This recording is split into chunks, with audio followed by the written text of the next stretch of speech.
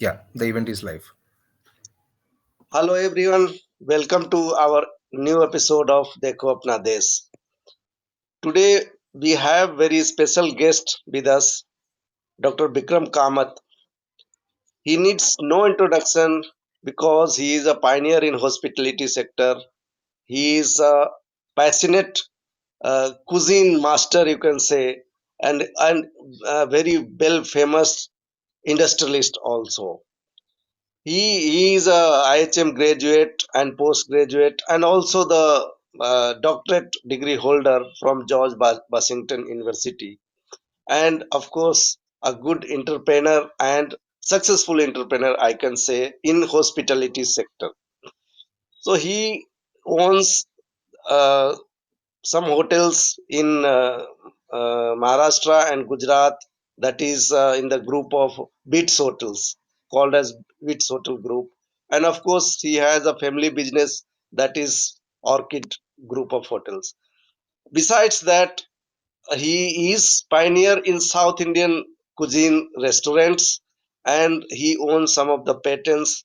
So I think we are very fortunate to have him here and let the our audience know something about the cuisine and especially about the entrepreneurship, how he developed his entrepreneurship and gained in this hospitality sector. So this episode is, I think, going to be very informative and very interesting for the people who are interested in cuisine, hospitality, and of course entrepreneurship in this sector.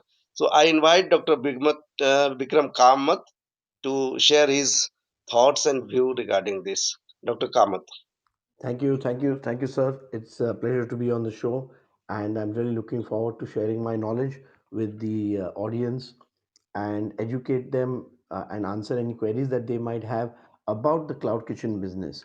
So first, let's start. The cloud kitchen business in India is worth at least, as if you take all the figures combined, including with the food business, is more than a 20,000 crore business when one compares it, because when one sees the cloud kitchen, it doesn't only involve food. So, why is it called cloud kitchen? What do we really mean when we say cloud kitchen? Many people call it dark kitchen, some people call it delivery only kitchen. A cloud kitchen is a concept whereby you are only focusing on delivery and your main source of revenue is only using delivery channels. Now, these delivery channels could be third party aggregators, they could be your own app, or they could also be orders which you get by phone. Traditionally, this was a business which was operated, run, and done very successfully, primarily by the pizza chains. And they were the pioneers for a kind of a delivery only module. If you see many of the foreign pizza chains, initially had a concept, and we have a very successful India chain also who had a concept whereby it was totally based on delivery. The store itself had very little seating, but still at that time the store locations were in prime locations, so you had a kind of visibility.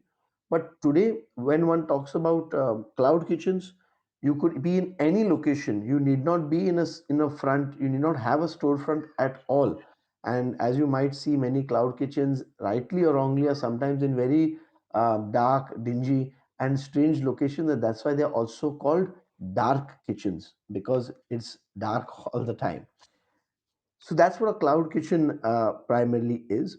And the business model or the business justification for a cloud kitchen is that, unlike a typical restaurant where rental is your biggest cost because you're getting a prime location, typically most restaurants on high streets are normally opted for on ground floor locations. Whereas in this particular case, in a delivery kitchen, you can open on first floor, second floor, third floor in an industrial area. It really doesn't matter because you are delivering food to the people. And so that's the real business model. The business model is all about cutting your cost from a rental storefront perspective. So the next question that comes to people is, then what is the kind of ideal location that I should search for when I think of a cloud kitchen? Now, when one chooses a location for a cloud kitchen, one has to be very smart. The location element here is not about high visibility but being between 2 to 3 kilometers in the right target area so that you can meet maximum or you can reach maximum customers. In a cloud kitchen, everything works on delivery. So delivery time is very important. And this will also bring me to my next point of how to plan the cloud kitchen. But continuing on location, you should identify such a location where within 3 to 4 kilometers you can meet maximum coverage, and meet maximum coverage specific to your cuisine. Sometimes what happens, you're in a very crowded area, but you are not getting that much business. The reason being that maybe the cuisine which you are selected is not matching with the target audience. So for example, if you are in you're having a very strong concept of, let's say, non-vegetarian, and you're in a vegetarian area, even if the area might be very packed, the number of customers you'll get is very less. And similarly, if you're doing, let's say, Bengali cuisine, and those kind of customers who are not well educated about Bengali cuisine, or don't enjoy Bengali cuisine, or don't know about Bengali cuisine, very difficult for them to get to order. And so that's why you need to make sure that the location that you choose when it comes to a cloud kitchen is very critical. The location leads us to how does one do the ideal costing. As I told your friends that costing is very, very important for a cloud kitchen, because the whole game works on having a model where you can manage your costs much better. There is no real reason why you need this location instead of that location. And so how to cost the cloud kitchen becomes very important. Food cost is one of the primary costs which any restaurant business has.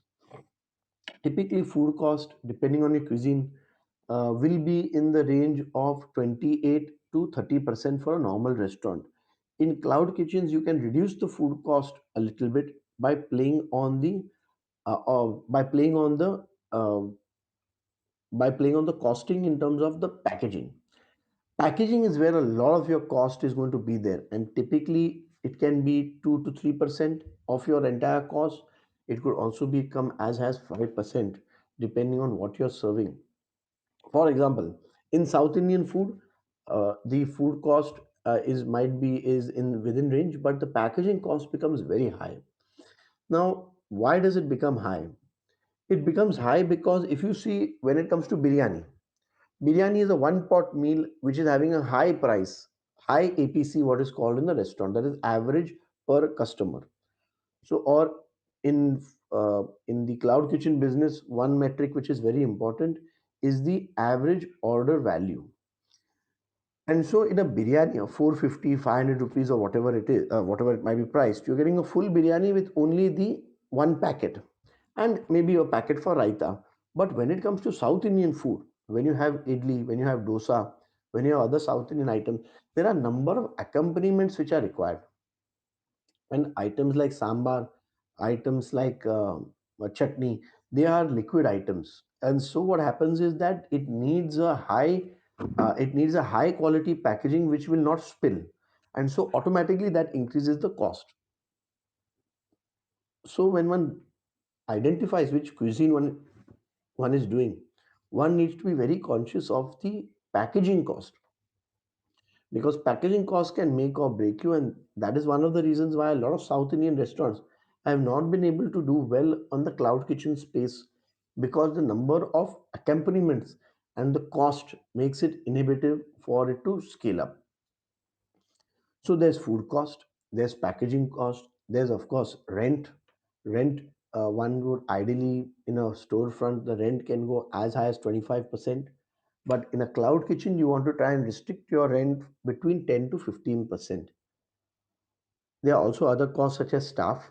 The right staff becomes very critical depending on which cuisine you're doing and what is the location of your cloud kitchen. For example, if you have a cloud kitchen which is easily accessible, uh, on the ground floor, you would require less staff. Sometimes when you are on higher floors, it could happen that the delivery partner like Swiggy or Zomato partners, they may not be very keen to climb up 2 floors or 3 floors, and this typically happens in a lot of industrial areas where there's no lift also within the industrial complex. In such a scenario, you might have to keep extra staff just to keep your orders down to the waiting delivery partner. So staff cost also will be a factor, which will come out based on where exactly your location is and how your cloud kitchen is perfectly set up. And then of course there are other costs such as the overhead and the light, electricity, which also one needs to take care of. So I want to again go back to the importance of packaging. See, when you are in a cloud kitchen, typically what happens is that your entire store experience is not there. People are sitting at their own home and ordering. In such a scenario, the store experience has to be brought to the customer in his own home. So obviously, you need spill proof and packaging which keeps it hot. For example, the major pizza chains, they spend a lot of money on making sure that the pizza delivery box is in a particular way so that the moisture doesn't make the pizza less crispy. They design the box in such a way with air vents and other things so that the moisture from the pizza does not affect the end product, because you might be consuming the end product say after 20 minutes, half an hour after it has been delivered. So in such a scenario, the packaging becomes very important, not just from a perspective, like I said earlier, of being spill proof, but packaging also becomes important from a perspective of ensuring the food remains in the right condition so that guests can enjoy it. Another aspect in packaging is visual appeal. Now, packaging should be visually appealing so that the storefront, if you are a premium restaurant, you want your packaging to not just look premium but feel premium. Because if the feel of the outlet of the food that I'm going to eat doesn't come out, a lot of cloud kitchen think, "Arey, kya farak padta hai?" The full focus is on khana, let's just focus on the food. But that's not the case. What happens is if you only focus on food, you are doing injustice.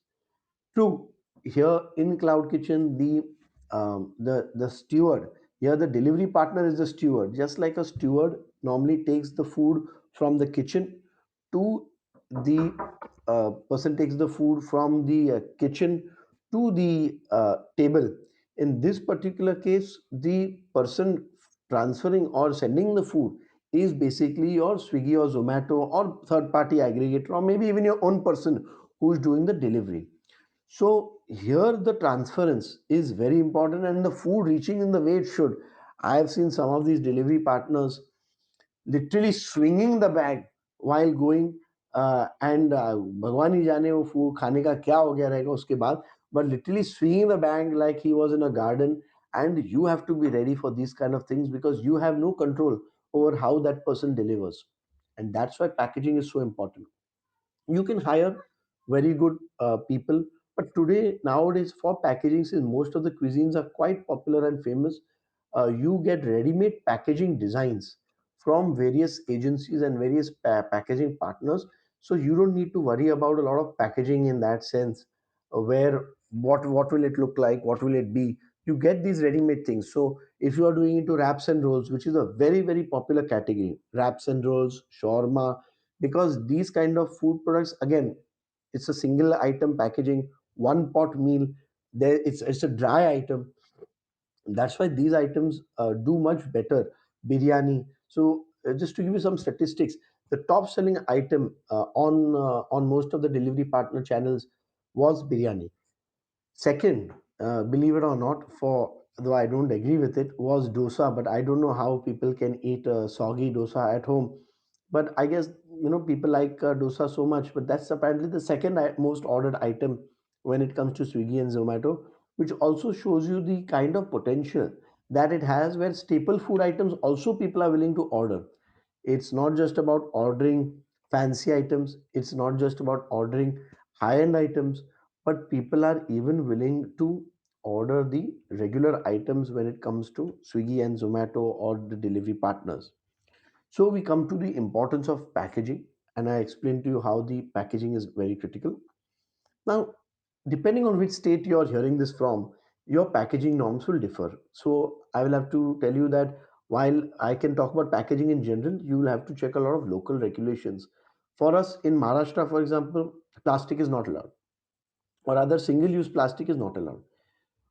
So a lot of options get reduced over there. When it comes to uh, packaging, plastic, whether we like it or not, is one of the best options, especially when it comes to liquid items, items which have a lot of water, items such as milkshakes, thick shakes, sambar, rasam.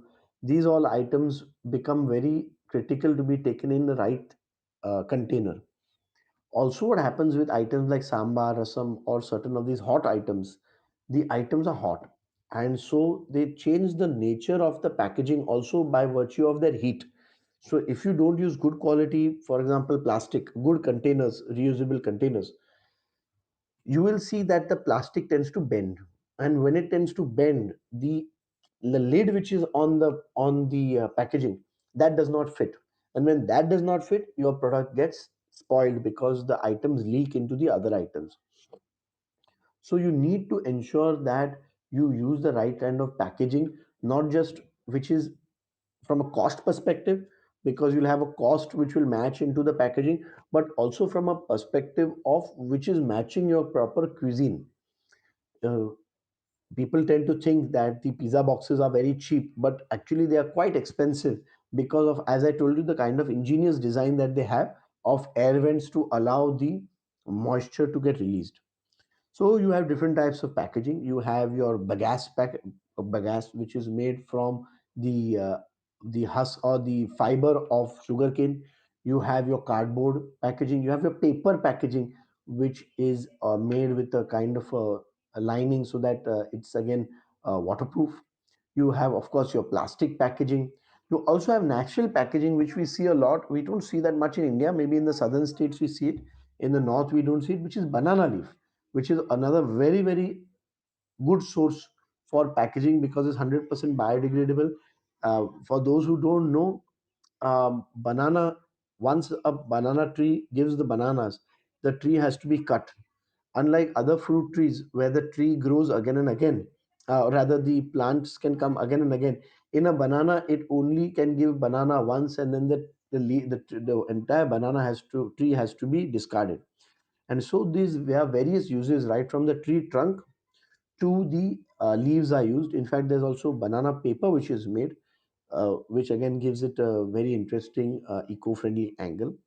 So you will have to really explore and see what is the right packaging for you, which packaging works for you, and which packaging works in general. Now, people have a question normally about what is the tie-up for these kind of brands like Swiggy, Zomato. So typically, there is a process for the entire tie-up of Swiggy and Zomato, and they typically charge between 15 to 25% depending on what kind of model that you are proposing, and depending on what kind of deal you propose to them. Obviously, if you are giving a more juicy and lucrative deal, depending on your optimization, they will put you up above or put you in their special offers and try and make sure that more business comes your way because they also stand to gain from more commission. So typically, this Swiggy Zomato tie-up can take anywhere between 15 days to sometimes 1 month. The reason for this is it all depends on your FSSAI license, that is your Food Safety and Security Association of India. That's the full form of FSSAI, the board, and this can be very easily got online.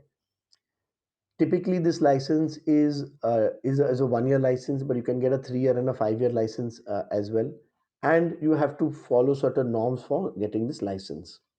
Once you get this license, you can definitely go online. Though most cities, as per their municipality norms, have a restriction that you also need a municipal license, which is called a health license or a food license to also be able to conduct business. So once you get this, you can approach Swiggy and Zomato because it's a completely online process. So there's not anybody you need to meet, or there's not anything you need to do. You need to go online and simply submit all these documents, scan, copy, and submit these documents online. Once you submit these documents, automatically through their process, they will cross verify these particular documents. and take a call on the status and basis of your application. Once this happens, they will put you live, and then they will normally get you a POC, which is a point of contact. This point of contact job will be to help you grow your business, help you this thing. And most of the time, whether we like it or not, they will be pitching you about why you should take their advertising, or why you should take their schemes, different schemes and different promotions, and why you should be part of it. And these are calls which you'll have to make. In most cases, the good thing is they do provide you data. They provide you data about how many people viewed your kitchen, how many people clicked but didn't go through, how many people clicked on which item. So they do provide you and share you insightful data, which can be of great use to you in general about planning your entire kitchen. So that's when it comes to the Swiggy and the Zomato tie-up. Now, today in India and abroad, you will see that cloud kitchen is having very many different type of models. We have the independent kitchen model. In the independent kitchen model, the person runs his own kitchen. It's completely their own, and they are running the complete kitchen end to end. There is, in such a model, there are many advantages because you have complete control. You can decide today to do something. You can add in other things. You can change your model also. So there are a lot of flexibility that you have. So that is when it comes to a completely independent kitchen. The second is a shared kitchen. So this is typically where there are many market players today. There are market players like Kitchen Plus, My Kitchen, many local and regional players also. Uh, and what typically they do is that they do a shared kitchen. What is a shared kitchen? A shared kitchen is whereby a person has a larger area and then they subdivide it into small kitchens, and the common factors such as pot wash means when you are in a for those who are completely new to this business, pot wash is basically where a lot of the big vessels, not the vessels you typically see at your house, because when you are doing industrial cooking, you need bigger vessels, and these vessels cannot be washed in the basin. You have to sit down and wash it because they're that big. So these kind of that kind of area, pot wash area and other common facilities are kept common so that your overall cost and overall requirement is reduced. They normally have staff dining areas and other facilities which otherwise on an individual basis it might be a little bit difficult for you to do. They also have factors such as the delivery pickup point. So typically at the start of the shared cloud kitchens, they would have a pickup point where the person comes and picks it up. The one of the advantages that a shared kitchen can give you, using one of these kitchens can give you, is that you get a lot of data from them, because they have got 6 to 8 kitchens within their premises. You can get a fair idea of the number of orders, you can get a fair idea of the number of volume that is being generated, which is very helpful for you as a businessman.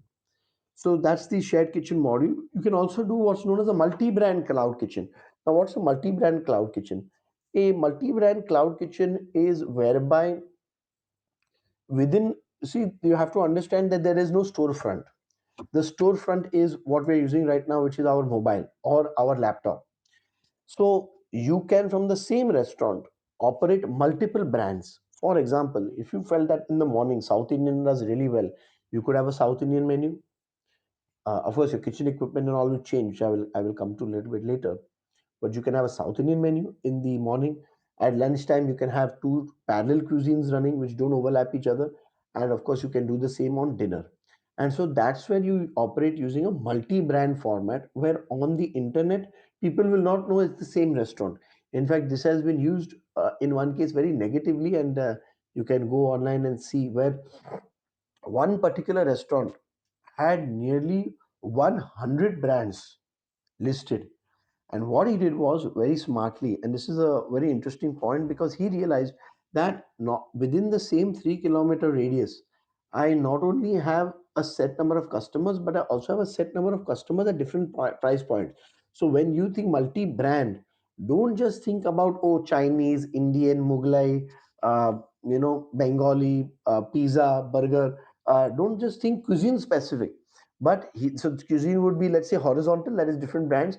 He went to the extent of having different brands horizontally and vertically. Now, vertical brands means what?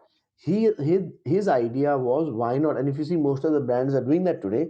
Why not I approach, uh, let's say, biryani? I have somebody who's willing to spend 800 rupees. I have somebody who's willing to spend 600 rupees. I have somebody who's willing to spend 450 rupees. I also have somebody who's looking to just spend 99 rupees for a single person's biryani. So how do I capture different people within the different price points, and then of course within the different cuisines? And that's how he targeted, and most of the brands have been doing this, where they realize that, let's say, within a 3 kilometer radius, I had the same customer.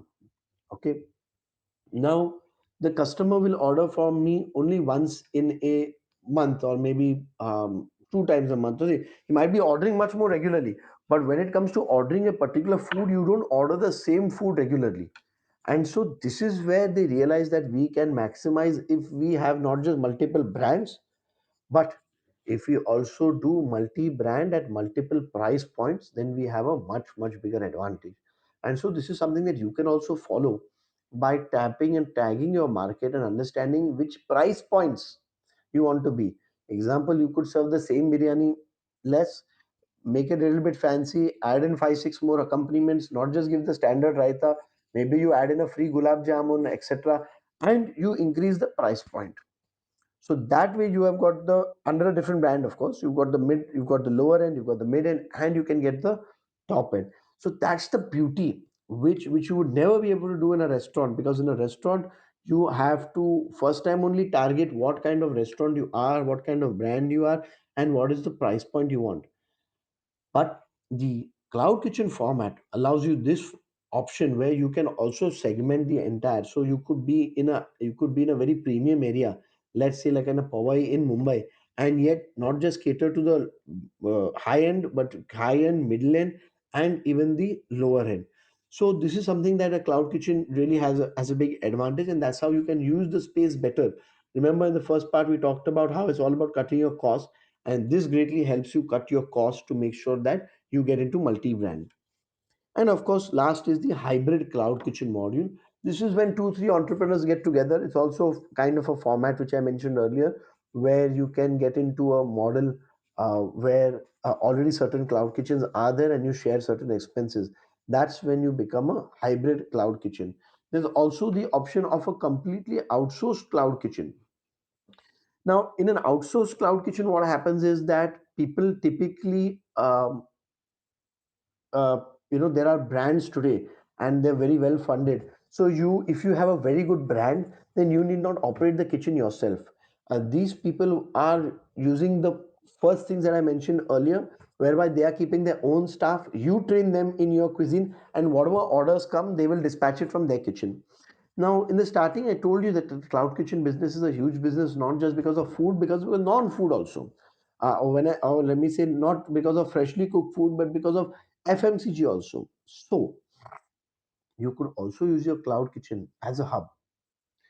There are many ice cream brands, and ice cream being a highly perishable product, it needs to reach the customer very fast. So ice cream, kulfis, milk, other perishable, highly perishable products need to reach the customer very fast.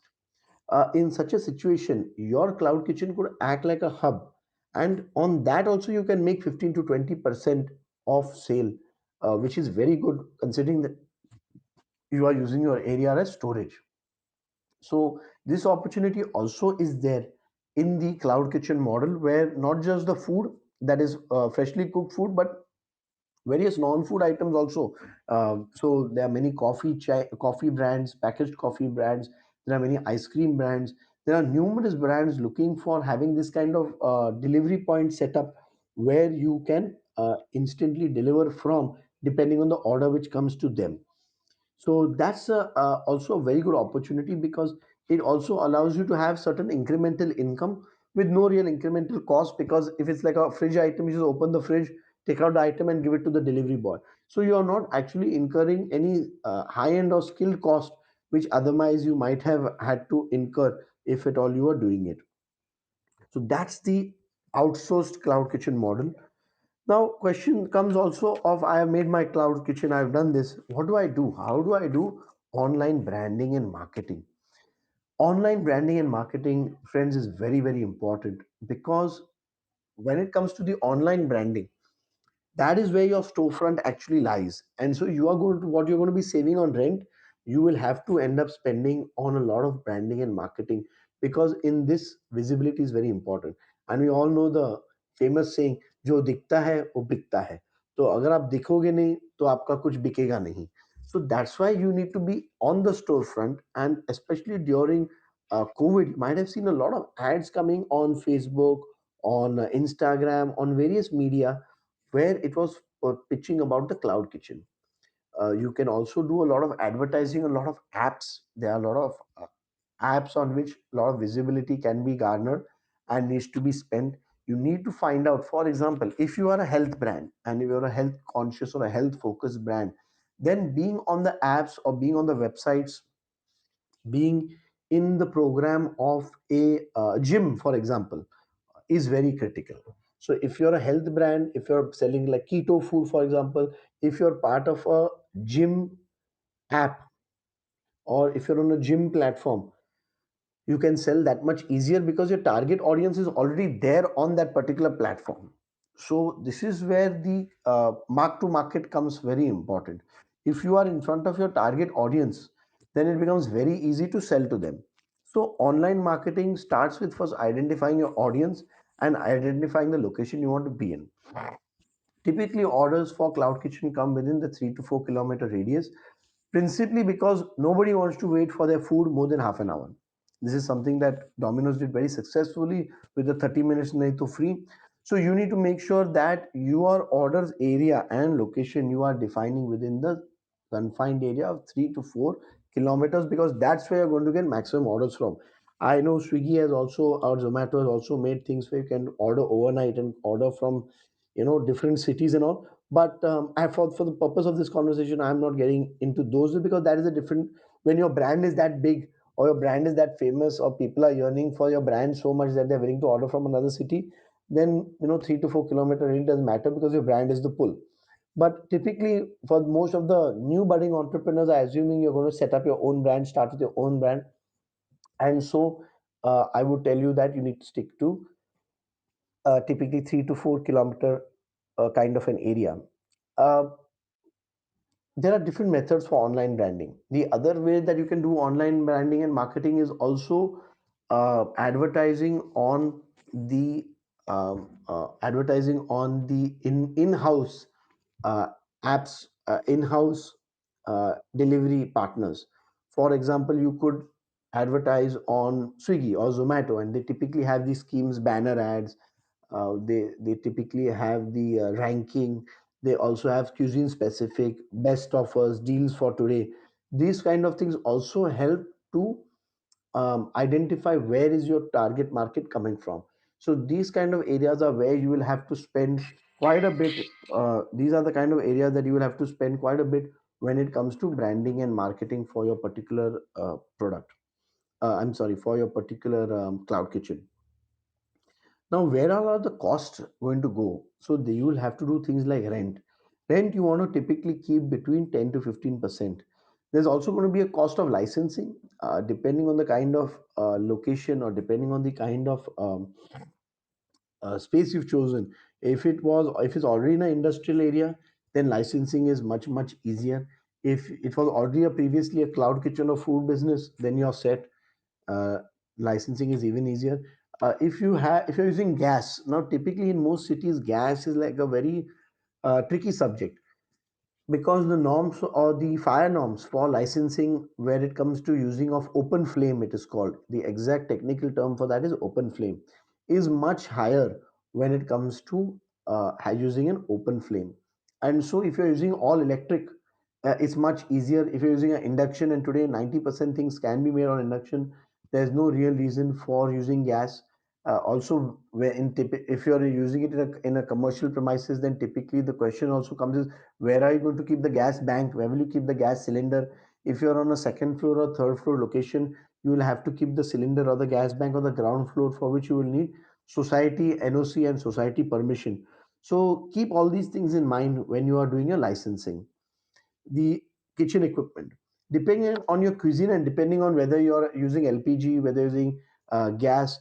Now, for example, if you're using pipe natural gas, the kitchen equipment is completely different because pipe natural gas has a very low pressure, and the LPG, that is a liquefied petroleum gas, is having very high pressure. So the burners are different in both the cases. Very few people, they think, oh, whether you're using PNG, whether you're using pipe gas, whether you're using LPG, doesn't matter. But uh, it does matter because the kind of structure is different of both the kitchen equipments, and so this you need to identify based on your location first only, so that you can choose the right equipment. So kitchen equipment and licensing go hand in hand. Depending on what kind of equipment you use, your licensing can be more or can be less. We also have the point of staff. Your staff is obviously one of your major and most important investments, because when it comes to staff, your staff is the one who's not only going to make the food, but they should be familiar with making the food. They also need to be familiar with your brand standards. They need to be familiar with your packaging. They need to be familiar with your concept, so that they can ensure that when the food reaches the customer, it is as per the vision of the outlet. So staffing is again very, very important. You need to have a budget. A lot of entrepreneurs forget, and they don't keep a budget for online customer acquisition. The entire game online is how much can you spend to acquire the customer, and then keep him as a customer long enough so that you make money off the back end. So people just think, अरे मुझे cloud kitchen खोलने के लिए कितना लगेगा. So you can make a very small cloud kitchen with as low as a lakh or two, depending on again what cuisine you're doing. If you're just doing shawarma rolls, you just need the shawarma stand, wrap, and things like that. But if you're doing a much larger kitchen, obviously it can go up to 15-20 lakhs also.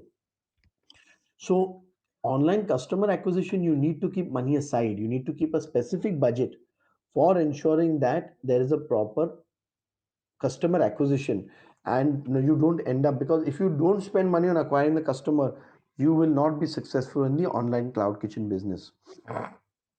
There's of course the social media.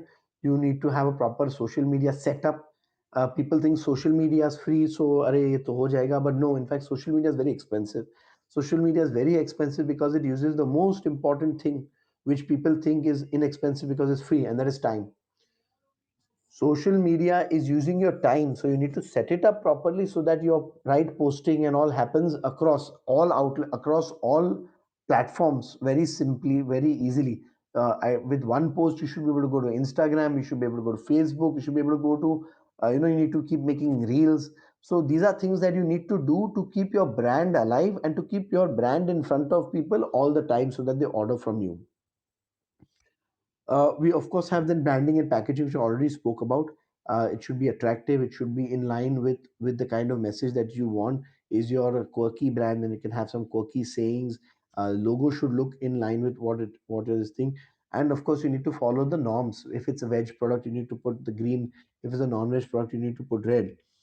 Another area which a lot of people miss out on is the point of sale. You need a computerized software, though most of your delivery partners also give you an app which you can put in your phone, so you don't need a point of sale per se. You can use their backend also. But if you are using multi-channels, then definitely it's worthwhile investing in a good point of sale, which is basically your sales software, which you will require. Some of the softwares available today are as low as 10,000 rupees one-time payment and then something annually. Now, uh, this gives you a fair idea of what you need to do and where your cost structure will be like. And you also need to understand that what is the right cuisine to take, because the cuisine will also determine these factors. The cuisine will totally depend on more. People talk about, oh aap kidhar kholenge. First thing is you should find out which cuisine are you familiar with. And this is something which not many people tell, but I believe is very important, and it's something which I stand by, that you need to understand what are you good at. What do you like? What do you know about? If you try and make a cuisine which you yourself know nothing about, not only is your staff going to take advantage of you, but the customer also is going to be very confused. So you need to try and identify cuisine which you like or which you are very familiar with, which you can do better than others. Because the whole game in any business is what makes you different and what can you do better than others. So if it's a cuisine which you are very confident and familiar with, it need not be that if you are let's say if you are from Maharashtra, so you should do only Maharashtrian. That's not what I'm saying. But I'm saying you definitely have an edge over everybody else because you probably know the cuisine better. So try and find out something, or try and do something where you are very much involved, where you know the business or the cuisine in and out, which can help you better get better equipment, understand what you need to do better, understand the taste, understand the presentation, what all can be done better. And when you know something good, when you know something well enough, then what happens is you automatically gain more knowledge in that because you know it better. You are on the lookout, you're finding new concepts within that cuisine, new products, new food items, which helps a lot. So choosing the right cuisine can be a game changer and a good starting point for you when getting in the cloud kitchen business. The most important things to avoid are costing. If you do a wrong deal with one of the aggregators, you'll get stuck. If you don't monitor your costs well, you will definitely get stuck because this is not a very high margin business. People think that, oh, there's a lot of money in cloud kitchen. There is, but it's not a very high margin business. It requires a lot of tacit attention. You need to focus all the time on making sure that you are on the ball every day. You should be doing your daily food cost. Daily, you should be doing your costing. Daily, you need to keep your inventory because in this business, in food business in general, the the cost comes from the wastage. Your profit comes from how much wastage you can avoid. The food wastage, if you order right, and you know at home, if you see most of our mothers, or if you see most of our parents, they are always very clear about food wastage, and they will try to keep the items same day in the fridge. Leftovers we will eat the next day, because how much food you can avoid wastage will be your entire profit. So you need to order in a limited manner so that you are not ordering, and especially if you are in items like non-veg, fish, mutton. These items are very costly also, and 2 kg, 3 kg of fish, of certain fish, again very expensive, can be a big loss. Prawns, crab, this can be a very big loss for you if the temperature is not kept properly, storage is not kept properly, or just generally the item didn't sell. So these are called moving items. You want to try and focus on ensuring that you have maximum number of moving items so that your cloud kitchen is all the time in the right costing. The other things to avoid when it comes to cloud kitchen is heavy rent. Many people try and take a location which the rent is very heavy. You want to take a location where the rent is within the right parameters so that your entire other costing becomes viable. So these are the major points to avoid when doing the cloud kitchen. I now request and I open the floor for any questions that anybody might have. Yeah, it was a very insightful and knowledgeful session actually, and all the aspect you have already covered. Thank you, sir. I could see one question that will there be additional cost to register restaurant on delivery partner app? Good question. So typically, depends on the delivery aggregator. Typically, I'm forgetting which one charges. One of them charges 1,000 rupees for onboarding, and one of the partners does it free. So it totally depends on the platform. Some people they charge, and some people don't charge. Typically, they charge about 1,000. The reason why they started charging was based on the example that I gave you, where free है तो कोई कोई इतने brand add कर देते हैं that becomes very costly for the delivery partner. So some people do charge, yes. Okay, okay. So that is good. But the explanation you have given already, you have given all the aspects in detail. So I think Thank this you. is everything is covered. Thank And you, I sir. think by giving all the insights of the business, I think you are going to increase your competitors. Sir, But knowledge is the, like smiling. आप जितना yeah. बांटोगे उतना ज्यादा मिलेगा. That's great. That's great. That is what is called entrepreneurship. And already you are running an institute also, hotel management Yes, yes, institute. So that yes, sir. is how we are creating the entrepreneurship in India. And Yes, we are actually, I am very proud to have you and express all this insight of the business and yes, how the things from scratch to the profitability. Correct. and the other aspect that you mentioned about this sustainability and Yes. even these eco-friendly practices. So Correct, sir. all this really it was a very Thank you, sir. insightful and very informative. I think the young graduates who are going to be pass out from IHMs or even the other entrepreneurs, they can take it up very well, and I think this is going to be a good opportunity for them to learn and know more about this.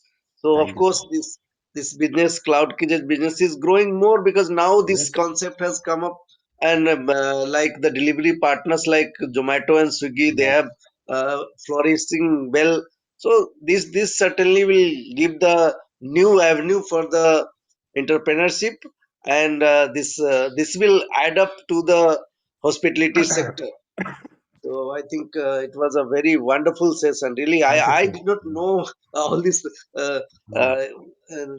things involved in this business, and Oh. really you opened your heart and given Thank you, all sir. this uh, information to our Thank you. viewers. Thank you, So I sir. think more and more viewers will be knowing this when they see it on this our NEGT platform and YouTube channels. So I think very this is going to be a very big asset for us. Thank you, sir. So, Thank you, sir. It's my pleasure. thank you, Bikram Kamath. And any other question or anything anyone have? If there is no question, then I again thank Dr. Kamath Yes. and all the team, all the viewers, the NEGD and this Geo event platform. So thank you all, Thank you all. and Thank you, sir. see you in the next episode. Thank Thank you, you. Dr. Kamath. Thank you. Thank Thank you, Suman sir. Thank you all. Thank you, Geo Events team. Thank you all.